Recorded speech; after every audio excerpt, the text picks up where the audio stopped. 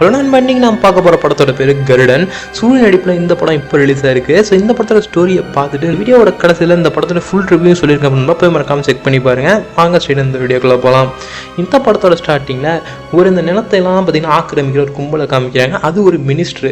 அந்த மினிஸ்டர் இந்த கோயிலுக்கு சம்மந்தமான இந்த நிலம் சும்மாவே இருக்குது, இதை நம்ம பேரில் பட்டா போட்டுக்கலான்னு சொல்லி அங்கே இருக்கிற வக்கீல்கிட்ட சொல்ல அவர் டைரெக்டாக களத்தில் இறங்கி பட்டா ஃபுல்லாக கோயில் நிலம் இருக்குல்ல, அந்த கோயிலில் பெட்டி அடைச்சிருப்பாங்களாம்.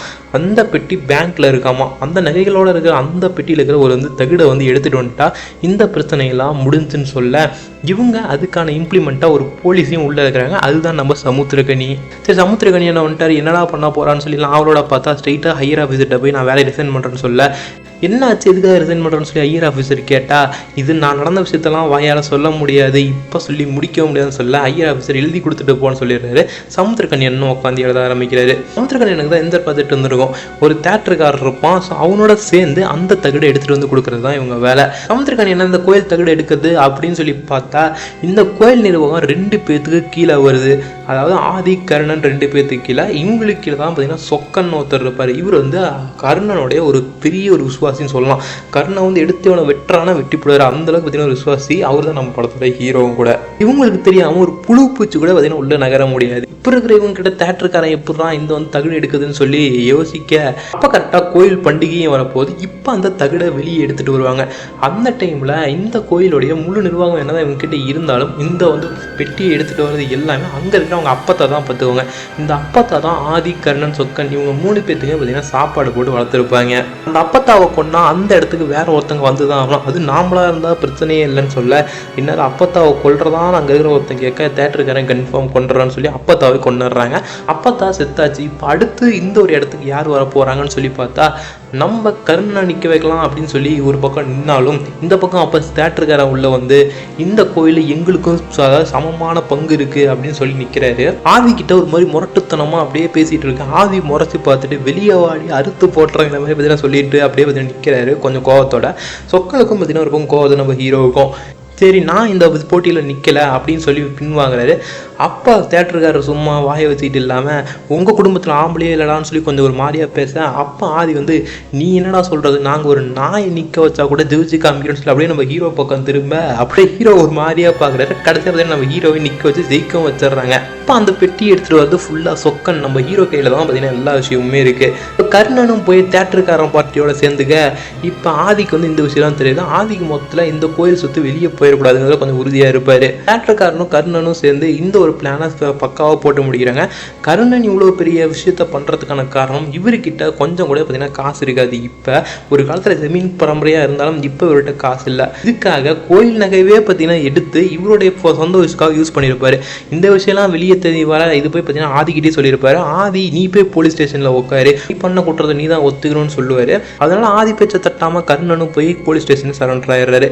அப்போ தான் அந்த தேட்டருக்கான உள்ள கர்ணனுக்கு ஹெல்ப் பண்ணுற மாதிரி ஹெல்ப் பண்ணி இந்த தகுடை கேட்க அவரும் எடுத்துக்கோடாங்கிற மாதிரி சொல்லியிருக்காரு. இது என்னதான் ஒரு பக்கம் இருந்தாலும் இது மூலிமா கமிஷன் வரதுனால கர்ணனும் பார்த்தீங்கன்னா ஒத்துக்கிறாரு. இது மூலிமா அவங்க பொண்டாட்டியும் பார்த்தீங்கன்னா ஒரு பக்கம் டார்ச்சர் பண்ணிட்டு இருக்கும் போட்டு இதை பண்ணு அதை பண்ணுன்னு. இப்போ தேட்டருக்காரன் மினிஸ்டர் எல்லாமே சேர்த்து போட்ட பிளானில் அந்த பெட்டியை தூக்கிட்டு வரும்போது உள்ள இருக்கிற தகுடை எடுத்துகிட்டு போயிடலாம். இதுதான் உங்களோட பிளான். இதுக்கு சென்டரில் ஆதியை கொஞ்சம் சுத்த விட்டுறலாம். ஆதிக்கு இந்த விஷயம் எதுவுமே தெரியாது. நான் சுத்த விட்டுறாங்க ஆதியை போட்டு. ஆதி இதெல்லாம் என்னதான் இருந்தாலும் இது ஏதோ தப்பு நடக்குதுன்னு சொல்லி சொக்கனுக்கு பாதுகாப்பாக பார்த்தீங்கன்னா ஆதியும் போயிடுறாரு.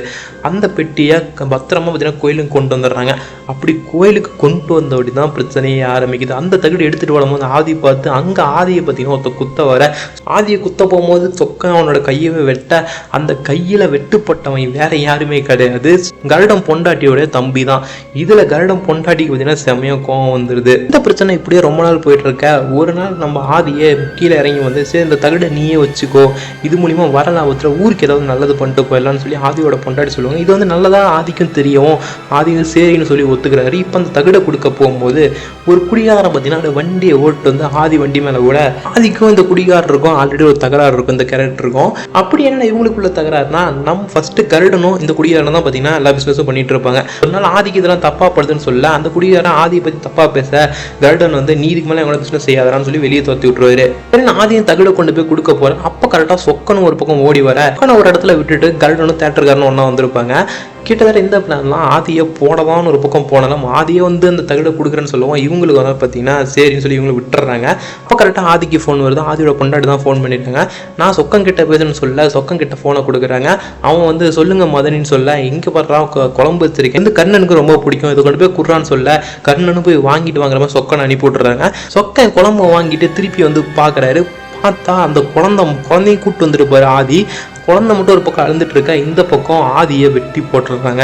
ஆதி செத்துட்டாரு. இப்போ என்னடா பண்ணுறதுன்னு சொல்லி சொக்கனுக்கு ஒன்றுமே தெரியல. சொக்கம் ஓன்னு அழுகுறான். மதனியும் பார்த்தீங்கன்னா வந்துடுறாங்க. அங்கே வந்து தன்னோட புருஷன் செத்த துக்கம் தாங்க அவங்களும் ஒரு பக்கம் அழுந்துட்டு இருக்காங்க. அடுத்த நாள் ஆதியோட பொண்டாட்டி போய் போலீஸ் ஸ்டேஷனில் கம்ப்ளைண்ட் கொடுக்குறாங்க. என்னோட புருஷனை கொண்டு வந்து இந்த கர்ணன் தான் சொல்லி. பட் ஆனால் அந்த கேஸை அவங்க எடுத்துக்கல. சொக்கனை பார்த்தீங்கன்னா சாட்சி சொல்ல கூட்டம் தான். அவன் கொடைக்கானலாக தான் வந்திருக்காங்கன்னு சொல்ல சொக்கனையும் பார்த்தீங்கன்னா சாப்பை விட்டுட்டு அங்கேருந்து மதனி கிளம்பிடுறாங்க. அதனாலே ஆதியோட பையன் கத்தி எடுத்துட்டு போய் கர்ணனை கொல்லலான்னு சொல்லி போக அப்போ கரெக்டாக நம்ம சொக்கம் பார்த்து காப்பாற்றி கூப்பிட்டு வந்துடுறாரு. அப்படி கூப்பிட்டு வர பக்கம் தான் பார்த்தீங்கன்னா தேட்டருக்காரன்ட்ட மாட்டிக்கிறாரு. தேட்டருக்காரன் இவன் குடும்பத்தில் இவன் மட்டும் என் உசுரோட்டு இருக்கணும் இவனையும் கொல்லலான்னு போக அப்போ சொக்கம் தேட்டருக்காரனையே பார்த்தீங்கன்னா முடிச்சு விட்டுறாரு. இந்த விஷயம் கர்ணனுக்கு போக கர்ணனுக்கு வந்து சொக்கம் தான் கொன்னான்னு தெரியாது. பட் ஆனால் எனக்கு பாதுகாப்பாக நீ ஏறான்னு சொல்லி துப்பாக்கி எடுத்து சொக்கம் கையில் கொடுத்துட்றாரு. சொக்கம் தான் கொலை செஞ்சான்னு சொல்லி போலீஸுக்கு தெரியாது. சொக்கனை கொண்டு வந்து பார்த்தீங்கன்னா அரெஸ்ட் பண்ணி ஜெயிலில் வச்சிருக்காங்க. அப்போ கர்ணன் வந்து இவன் எதுவுமே செஞ்சுருக்க மாட்டான் அப்படி தானே சொல்கிறான்னு சொல்ல இல்லைனே நான் தானே கொண்டேன்னு சொல்லி எல்லா விஷயத்தையும் பார்த்தீங்கன்னா சொக்கம் அங்கேயே சொல்ல அப்போ கரெக்டாக கர்ணனோட பொண்டாடி ஃபோன் பண்ணி என்னோட தம்பியை காணோம்னு சொல்லி கத்த அப்போ தான் இன்னொரு விஷயத்தையும் சொல்கிறாரு சொக்கன் நான் அவனையும் கொண்டுட்டானே அந்த வந்து சின்ன பையனை கொல்றதுக்கு வந்தானே அவங்க ரெண்டு பேர்த்தையுமே கொண்டுட்டானான்னு சொல்ல ஆடி போய் நிற்கிற கருணை இப்போ அவங்களுக்கு இறுதி சேனல்லாம் பண்ணிட்டு எல்லா விஷயத்தையும் முடிச்சுட்டு வந்து பார்த்தா இந்த வீண் பொண்ணுக்கும் எல்லா விஷயமே தெரிஞ்சிச்சு. இந்த வந்து அப்பத்தாவை கொல்ல சொன்ன விஷயம் வரைக்கும் எல்லாமே பற்றியும் அந்த பொண்ணுக்கு தெரிஞ்சிருக்குங்கிற பொண்ணு யாருன்னா நம்ம சூரியோட லவ்வர் தான் இந்த படத்தில். இப்போ அந்த பொண்ணையும் பார்த்தீங்கன்னா அடிச்சு கிட்டத்தட்ட செங்கல் சொல்ல போய் எரிக்க போகிறாங்க. இந்த பக்கம் அரெஸ்ட் பண்ணி வச்சிருக்காங்கல்ல சொக்கனை அவனை பார்த்தீங்கன்னா கொண்டு போய் கோர்ட்டில் ஆஜர் பண்ணலான்னு சொல்லி போயிட்டு இருக்கும்போது தப்பிச்சு ஓடிடுறாங்க. அதாவது மெடிக்கல் செக்கப்புக்கு போகும்போது பார்த்தீங்கன்னா தப்பிச்சு ஓடிடுறாரு. அங்கே போய் கருணங்கிட்ட ஏனே இப்படிலாம் பண்ணீங்கன்னு சொல்லி கேட்க அப்பத்தான் அவள் கொண்டுட்டீங்களே அண்ணே அப்படின்னு சொல்லி சொல்லும் போது தான் பார்த்தீங்கன்னா இன்னொரு விஷயத்தை ரிவீல் பண்ணுறாங்க. ஆல்ரெடி ஆதி பார்த்தீங்கன்னா தகுட கொடுக்க போயிருப்பாரு. அந்த டைம்ல இந்த குடிகாரனை பார்க்க அவன் எல்லா உண்மையுமே சொல்லியிருப்பான். இந்த கருணன் தான் அவங்க அப்பத்தாவை கொல்ல சொன்னாங்கிற வரைக்கும் ஒரு வீடியோ ஆதாரமாக காமிக்குவோம். இந்த கதிரை தான் போய் கருணை முன்னாடி காமிக்க வேறு வழியே இல்லாமல் ஆதியையும் பார்த்தீங்கன்னா கருணன் அங்கேயே கொண்டுடுறாரு. இப்போ அப்பத்தாவை கொண்டதும் ஆதியை கொண்டதும் கர்ணன் தாங்கிறது பார்த்தீங்கன்னா சொக்கனுக்கே தெரிய வர சொக்கனே போய் இதெல்லாம் சொல்லிட்டு போகலாம் தான் அண்ணனே சொல்ல வர அப்போ ஒரு பொண்ணோட சத்தம் பார்த்தீங்கன்னா சொக்கனுக்கு கேட்க போய் யாரான்னு பார்த்தா அந்த விண்ணு பொண்ணு தான்.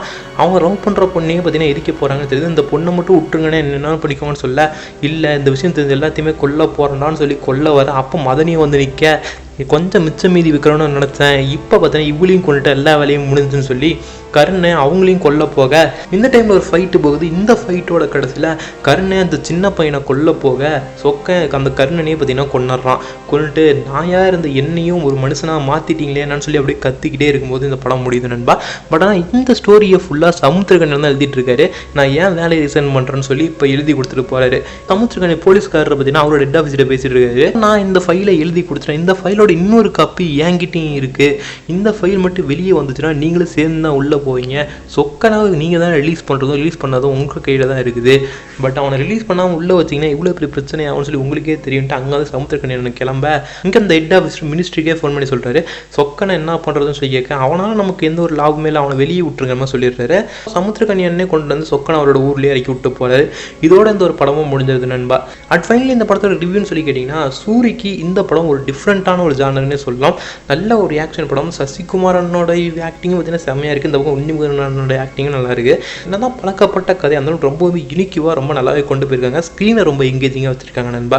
காமெடிங்கிறது ஒரு சில இடத்துல பார்த்தீங்கன்னா நல்லாவே ஒர்க் அவுட்டாக ஆகிருக்குது. ஃபைனலி இந்த ஸ்டோரி எப்படி இருந்துச்சு சூரியை நீங்கள் எந்த மாதிரி பார்க்குறீங்கன்னு சொல்லி கீழே கமெண்ட்ஸில் கமெண்ட் பண்ணுங்கள்.